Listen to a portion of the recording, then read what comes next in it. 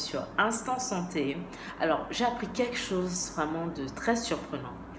Est-ce que vous saviez que manger de la viande de porc mal cuite peut donner de l'épilepsie? Franchement, moi, je ne savais pas. Alors, plus d'informations dans cette vidéo avec notre invité du jour, Dr Bila. À plus. Bonjour à tout le monde. Je suis le docteur Eric Bila Guemikan. Je suis médecin neurologue à l'hôpital gynéco-obstétrique et pédiatrique de Douala. Donc, neurologue, épileptologue et chercheur. Merci au docteur Mokan de m'inviter dans ta chaîne pour parler de l'épilepsie. Je vais m'entretenir avec vous au sujet de l'alimentation et l'épilepsie. Donc, je vais m'appesantir sur le point la neurocystécose, qui est une pathologie qui est très mal connue encore dans notre société, mais qui est très bien connue dans le monde de la neurologie et le monde de l'infection. Il s'agit en fait d'un parasite qui se loge dans la chair du porc. Généralement, c'est connu que chez le porc, mais il y a des études qui ont prouvé que chez le bœuf également, on en trouve également, mais l'information qui est répandue est que ce parasite se loge dans la chair du porc. Il s'agit donc de ce parasite. Lorsque nous consommons la viande de porc qui est très mal cuite, ce parasite donc va donc, au cours de la consommation, va être logé au niveau d'abord de l'appareil digestif et qui va produire des œufs qui vont être absorbés dans la voie sanguine. Et ces œufs ont une zone de prédilection, le cerveau. Donc les kystes, ils vont se former en forme de kystes, vont se loger dans le niveau du cerveau et vont se développer de manière quiescente, sans problème. Et ça va évoluer, ça va créer une inflammation au niveau du cerveau.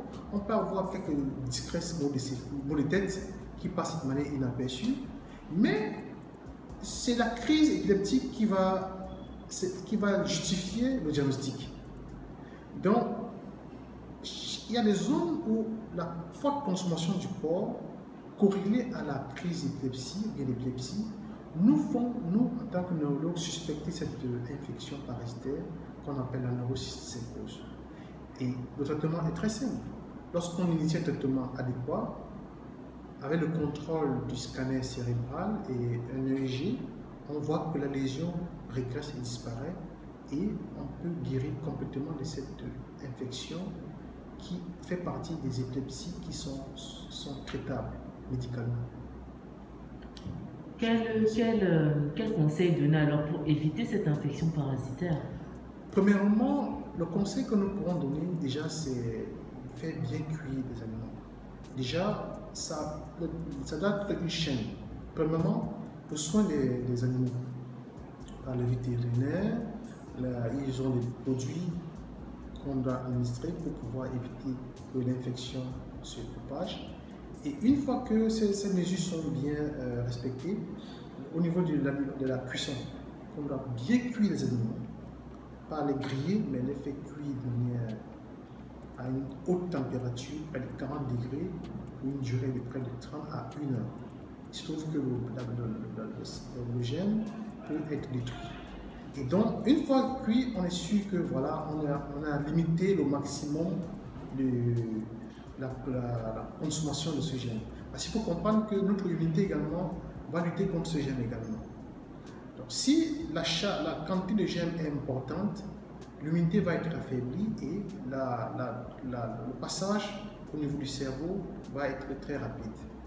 Donc, le soin chez le vétérinaire de nos animaux, la bonne cuisson et l'alimentation, une bonne immunité. Merci Dr Bila d'avoir répondu à nos questions.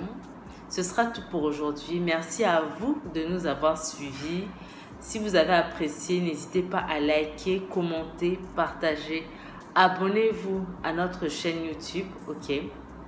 Et partagez massivement sur YouTube, sur Facebook. On est là pour ça et on se dit à très vite pour une prochaine vidéo. En attendant, gardez vos cœurs plus que toute autre chose.